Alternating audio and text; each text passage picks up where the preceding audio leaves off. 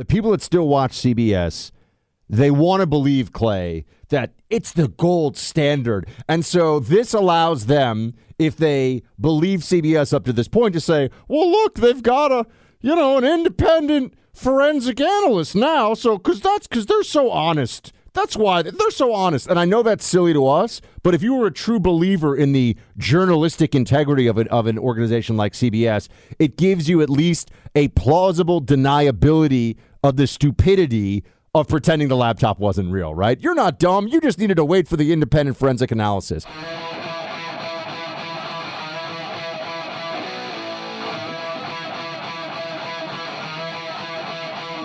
Two years ago, you will remember Donald Trump sat down for an interview with Leslie Stahl of 60 Minutes.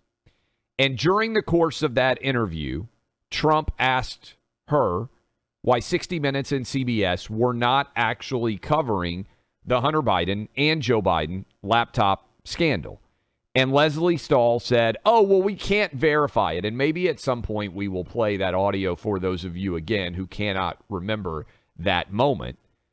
But this morning, Buck, you can imagine my surprise when I woke up and after 2 years, CBS News finally wants all of its audience to know, a little while after the midterms, 2 years after Joe Biden entered into the White House, oh yeah, it wasn't disinformation.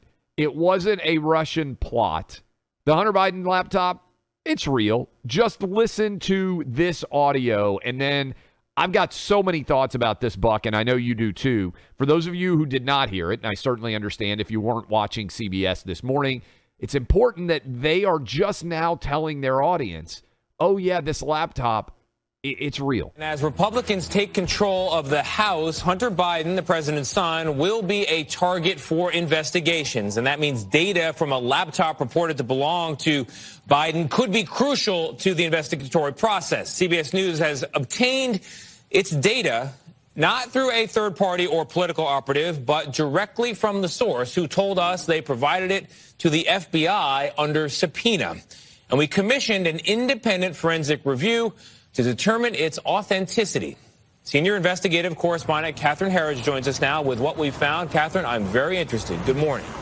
Good morning, Tony. These House Republican investigations are coming, and that could be a challenge for the White House as we head into 2023 and 2024. The laptop data we had analyzed showed no evidence it was faked or tampered with. Independent forensic review, Clay?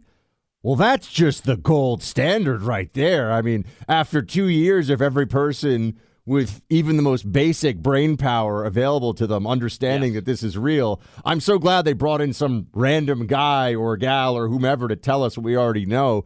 So now, but this is interesting. There are different theories here. Well, first off, I want to tell you why I think CBS is doing this. Why do you think CBS is doing this at this stage?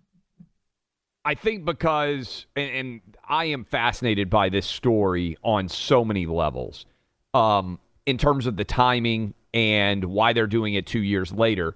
I think they know that the evidence is going to come out. This is why winning the House was consequential.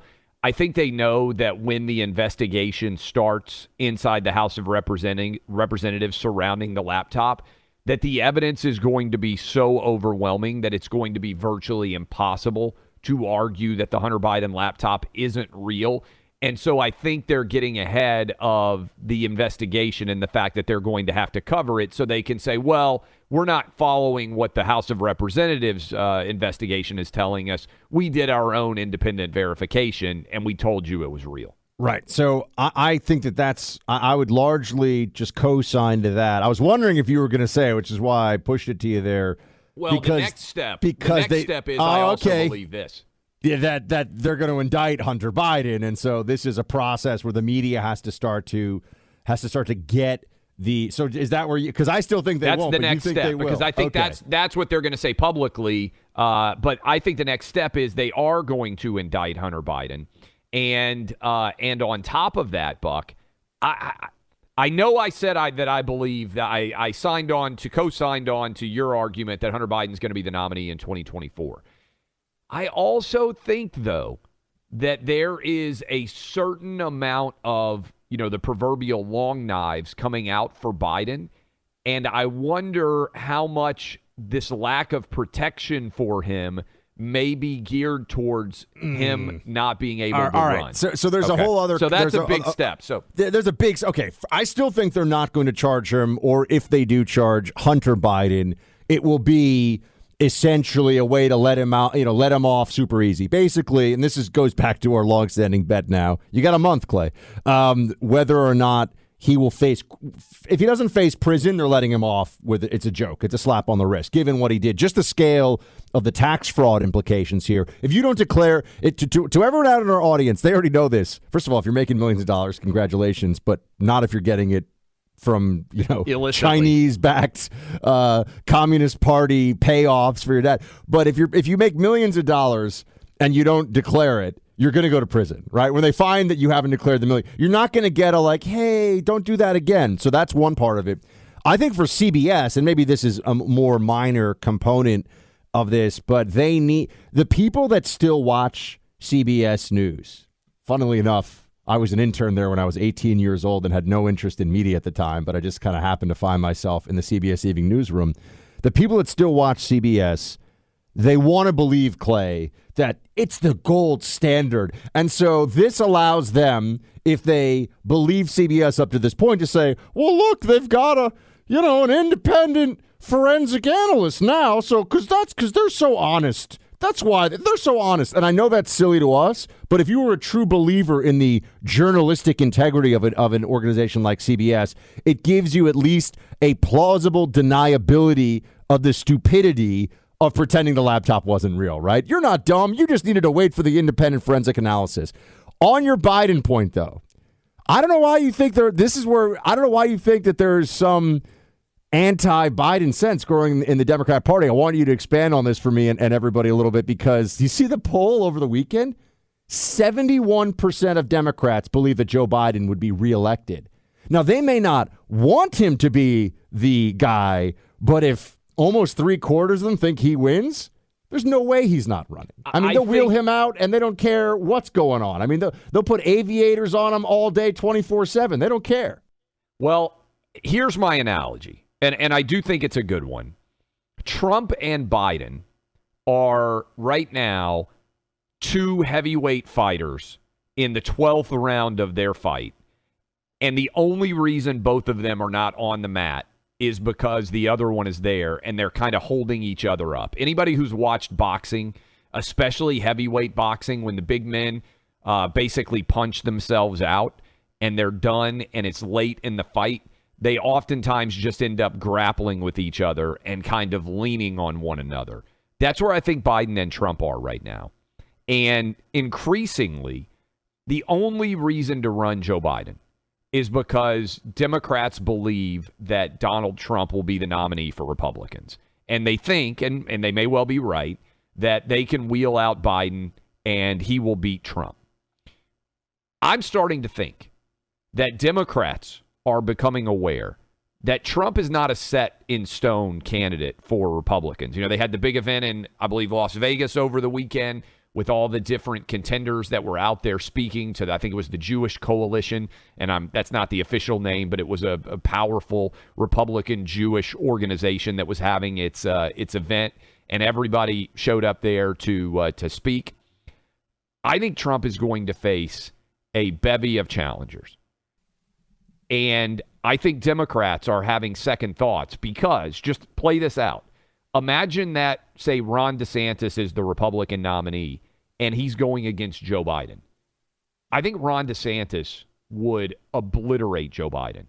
I think we could be talking about as close to a landslide election as we have seen. I wish I could see it that way. After this election, I think we got to do a lot of retrenching and rethinking about who people are willing to vote for, Clay, in some of these states, how powerful the Democrat machinery is. I mean, so I think you and I can agree that whether it's Ron DeSantis or Trump or anyone else, it's going to come down to 2 or 3 percentage points in the electorate. I think it's going to come down to could 6 win or a 7 landslide. states. So you think that that whole paradigm is swept away if it's DeSantis? I just feel I think the generational thing is so massive for independent voters. I saw a stat over the weekend, Buck, in Wall Street Journal. 86% of Americans think that you shouldn't be able to run for president if you're over 75 years old. 86%. And so I think that generationally, if you had Ron DeSantis or Glenn Youngkin, by the way, going up against Biden, I think that Democrats would get absolutely obliterated. And I think as soon as Trump were out of the picture, they would kick Biden to the curb faster than they could at all. That's my theory. I want to agree. I want to believe you, or rather, I want to agree with you, because obviously we're talking about the future here. I just think we got to keep the Fetterman rule in mind here, my friend. I think the election, the same way that it's a very different issue, but what the Democrats did to Brett Kavanaugh was a political lesson in personal destruction that everybody of fair mind in the country should always remember. I mean, they told the most heinous and demonstrably absurd lies about a guy, and they were gleeful, and Kamala did it, right? That was like a seminal moment. That was a sea change, I think, in a lot of people's thinking about who the Democrat Party really is and what they're willing to do to hold power and the Supreme Court, how it's so important to them. I think the Fetterman election needs to be thought of as a changing moment in the mindset of the American electorate, or at least the Pennsylvania electorate, and therefore what's possible in other states, which is under the right circumstances of get out the vote, universal mail-in ballot, Democrat propaganda in the media, it's, go down the list, they can elect literally anybody who is alive. That's it. And I've been thinking about the Fetterman thing a lot, and I wonder how much of it was a perfect storm of Republican ineptitude. But let me just say this about Fetterman versus Biden. Whether we believe it or not, Fetterman is not so old that he couldn't recover from his stroke and be better. Right? Now, I don't know. I'm not a medical expert. I don't know what the prognosis is for John Fetterman in 3 years, but they tried to dangle out the idea he's recovering from a stroke. He could get back to normalcy. There are people out there listening to us right now that have recovered from strokes and probably feel like they're close back to normal. Joe Biden is not ever going to get better. He can only get worse, right? So I don't know that if you're going to make that argument, I don't know that Democrats made it well, but at least with Fetterman, there is that possibility of, hey, in 2 years, he could be back to what he was. I don't know that I buy it. I'm not a doctor, but at least that is possible. In 2 years, Joe Biden is not suddenly going to be 55 again. He's going to be worse than he is now, and he's bad now. Right, but I don't think Trump they care. is the great Satan, and But I think they're don't think only they care. holding him up. This is the problem, is that it doesn't. Joe Biden, you always say Ron Klain is like the de facto president running the White House. That. So you get a Ron Klain presidency. Biden's hand will shake a little bit as he signs whatever he's told to sign. He'll say whatever's in the prompter. If he stumbles, they say, don't be mean. You've actually reached a point now with the Fetterman election. They managed to do what they have done in other contexts, which is run in a political race somebody who's a victim, and therefore if you criticize them, you're a bad person. But they usually don't do that for office. They usually do that with surrogates, right? They did it with the so-called, I think they're called the Jersey Girls or the Jersey Wives, which were 4 or 5 women who lost husbands in 9/11, who were just cutting campaign commercials for John Kerry. I mean, just straight up, don't elect Bush, elect John Kerry. We're the 9/11 widows. I'm sorry, that's what they're called, the 9/11 widows. There were thousands of 9/11 widows, right? I mean, the notion that these women, but they were victims, so you couldn't criticize them. Now we have victim candidates. Now, you could say there have been some of those in the past, but I mean victim as in their ability to physically and mentally do a job candidates. And I think Democrats are fine with it as long as their party ultimately, it's just about the scoreboard for them, wherever the votes lie and whatever ideology gets to be pushed. We talked about how CBS authenticated with their super serious expert, the Hunter Biden laptop, that everybody who is possessed of a higher IQ than a toaster oven already knew was real. But CBS, they had a lot of questions over at CBS about the laptop.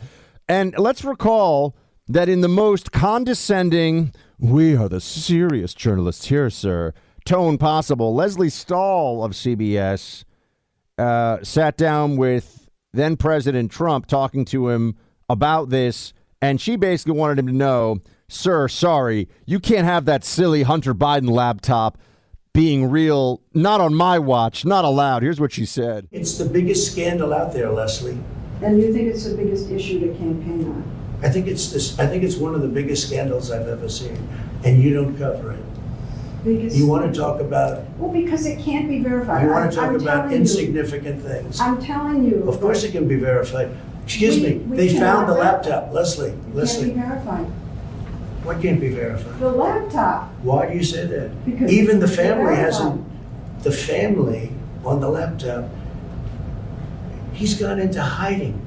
For 5 days, he's gone into I mean, can I Okay. just, Clay, the basic premise here is, I guess nothing can ever be really verified. Are you really sitting there? Am I really sitting here? The verification 2 years later, Buck, ended up being they gave it to a random computer dude in Minneapolis, and he said, yeah, it's real. Now, it took 2 years. Are you really telling me that 60 Minutes, which probably has the most investigative resources of any journalistic entity, almost certainly on television in the country, couldn't have done that in October of 2020? That was impossible, like Leslie Stahl said, to verify it? Give me a break. Total BS. But I'm glad Trump was right again.